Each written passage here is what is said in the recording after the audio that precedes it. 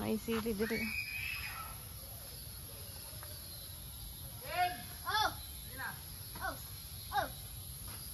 Aray, kutsilyo na ewan na. Siling demonyong pagka-demonyo. Ay, nari nga sapit.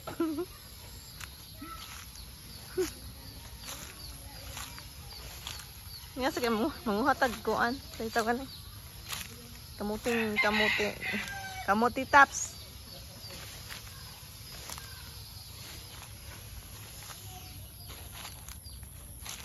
Kaya ako magsabaw kong isda.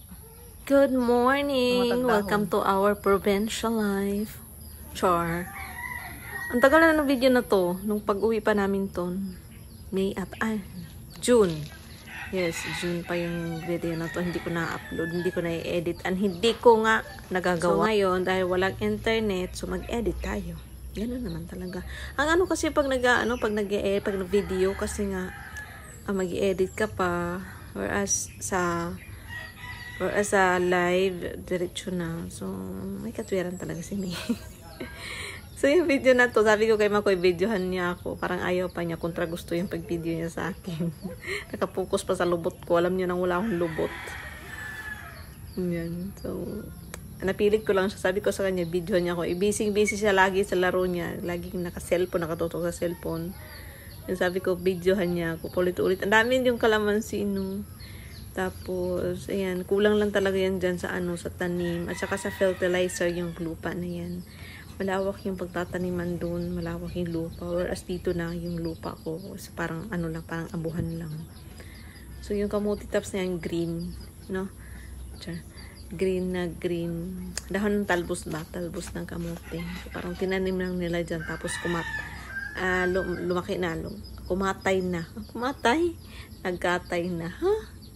Humaba na siya. Daming lamok. Yun. So, wala akong masyadong video doon kasi wala akong taga-video. Tapos, ang ingay pa. Maingay. So, wala. Tapos, busy rin ako. Linis ako ng linis ng bahay. Kasi yung bahay ng tatay ko sobrang andumi. Walang naglilinis. As in, last na pag-uwi ko 3 years ago, doon na nalilinisan hanggang ngayon. So, as in, busy talaga ang Disney Princess. Yun, pura ko linis. Tapos, yun na, dito na. Dito ko nagluluto. Guys, mata. Ito yung abuhan namin. Hindi man maayon na ako nakuha ang sagot. Abuhan na, hindi ko alam, basta gusto ko yung abuhan na ganyan. Gusto ko yung magluto ng ganyan ba. Kaysa sa gasol. Hindi ko, basta trip ko lang yung ganyan. Mas masarap kasi yung luto sa kahoy. Nainis ako dyan kasi ayaw mag-apoy. Kasi parang maulan kasi that time. So, basa yung mga kahoy. Meron naman iba doon na kahoy. Tamad lang talaga kumuha ng doon sa sa tuyo. Kasi ayaw ko na siyang sindihan. Kasi meron na dyan. So, iiwanan ko lang din, sayang, diba? So, talagang tinipid ko yung kahoy na nandyan. Paliwanag talaga. Kaning review. Kontra gusto talaga yung nagbibideo sa akin. Ayaw niya mag-video. Naiingayan siya, naguguluhan siya. Masarap sana yung luto ko na yan. Masarap yung sabaw na yan. Yung parang sap-sap ba? Gusto ko yung isda na yan. Kahit matinik. Sobrang antinik. Natinik pa nga ata ko that time. Buti na lang may saging. Yan, natinik ako niyan. Buti na may saging. Tapos ka natakot ako. Natakot ako nung natinik ako niyan. Maliliit yung tinik niya na. Hindi ka pwede talaga ano na kakain ka niyan kasi matinig siya, mahirap siya tanggalin pag dumikit yan sa lalamunan mo. Kasi Makoy ingat na ingat pag kumain siya niyan. Iinis ako kasi ayaw mag-apoy.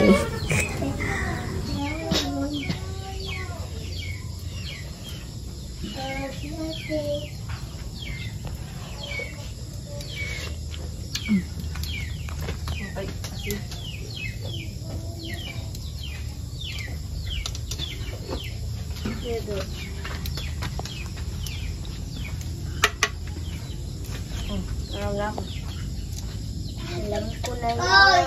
Yeah.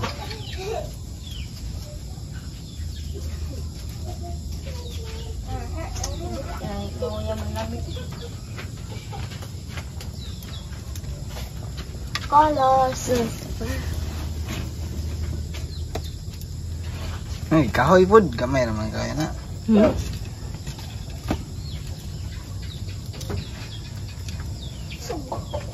Sayang magunang kahoy yun. Bayaan na. Yan, pala na tawag-tawag. Tuwa mga payo. Agay. Kita sa tayo.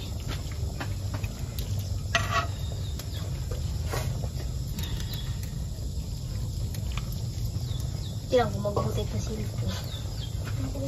Bawa. Ha?